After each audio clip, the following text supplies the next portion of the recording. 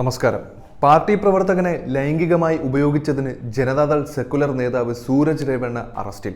നിരവധി ലൈംഗികാരോപണങ്ങൾ നേരിടുന്ന പ്രജ്വൽ രേവണ്ണയുടെ സഹോദരനാണ് ഈ പറയുന്ന സൂരജ് രേവണ്ണ.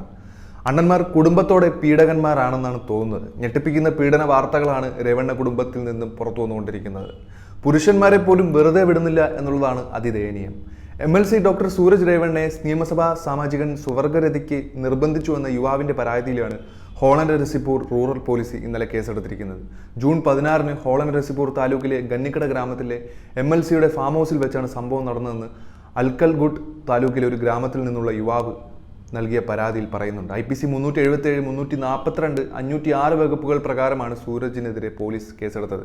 വെള്ളിയാഴ്ച കേസ് രജിസ്റ്റർ ചെയ്യാൻ ഹോളണ്ട് രസിപൂർ പോലീസ് വിസമ്മതിച്ചപ്പോൾ ഇരയായ യുവാവ് സൂരജിനെതിരെ ബംഗളൂരുവിലെ DG ആൻഡ് IGP ഓഫീസിൽ പരാതി നൽകിയിട്ടുണ്ടായിരുന്നു.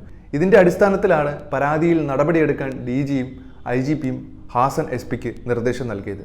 പരാതി നൽകാൻ യുവാവ് എത്തിയതോടെ ഹോളണ്ട് രസിപൂർ റൂറൽ പോലീസ് സ്റ്റേഷനിൽ സുരക്ഷ ശക്തമാക്കിയിരുന്നു. ഹാസൻ മുൻ MP പ്രജ്വൽ രേവണ്ണയുടെ മൂത്ത സഹോദരൻ സൂരജ് ഇക്കാര്യം പുറത്തു പറഞ്ഞാൽ ഗുരുതരമായ പ്രത്യാഘാതങ്ങൾ നേരിടേണ്ടി വരുമെന്ന് ഭീഷണിപ്പെടുത്തിയതായി പരാതിയിൽ പറയുന്നുണ്ട്. താൻ 3 പേരെ കൊലപ്പെടുത്തിയിട്ടുണ്ടെന്നും കുടുംബത്തെ കൊല്ലുമെന്നും സൂരജ് ഇരയ്ക്ക് മുന്നറിയിപ്പ് നൽകിയിരുന്നു. തന്റെ മുത്തച്ഛൻ മുൻ പ്രധാനമന്ത്രിയാണെന്നും അമ്മാവൻ കേന്ദ്രമന്ത്രിയാണെന്നും കുടുംബത്തിന് ശക്തമായ രാഷ്ട്രീയ സ്വാധീനമുണ്ടെന്നും സൂരജ് തന്നോട് പറഞ്ഞതായും യുവാവ് പരാതിയിൽ വ്യക്തമാക്കുന്നുണ്ട്.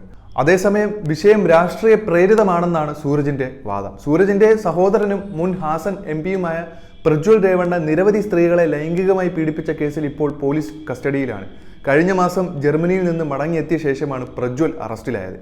ഇവരുടെ അച്ഛൻ HD രേവണ്ണയും അമ്മ ഭവാനിയും ഇപ്പോൾ ജാമ്യത്തിലാണ്. മകൻ പ്രജ്വലിന്റെ ലൈംഗികാതിക്രമത്തിന് ഇരയായ പെൺകുട്ടിയെ തട്ടിക്കൊണ്ടുപോയി പാർപ്പിച്ചെന്നാണ് അച്ഛനും അമ്മയ്ക്കുമെതിരായുള്ള ആരോപണം.